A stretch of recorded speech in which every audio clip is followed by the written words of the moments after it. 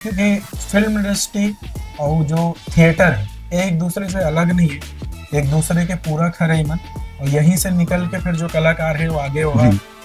बहुत सारा जो है अपन छत्तीसगढ़ के नाम करते अब हैं, मैं बाहर जाते हैं। संजय भाई ये बात करना चाहता हूँ बिल्कुल कि कोई भी कलाकार है ओला रंगमंच से जुड़ना बहुत जरूरी है। बिल्कुल काबर थिएटर में हर आव भाव एक्टिविटीज ला बताए जाते बिल्कुल और आजकल लोग बाग का है बिल्कुल एक चार्मिंग दृष्टिकोण से आकर्षित हो गए हम फिल्म में काम करबो के लेकिन ओला ABCD पता नहीं रहे बिल्कुल कि एक्चुअल जाके वहाँ अपन कैसे ये करना है, बॉडी लैंग्वेज का है कैसे है, बिल्कुल। एला हमारा रंगमंच में ही पता चलते और वो कैसे संवाद करना है, का आव भाव रहना है, ये बात के बिल्कुल।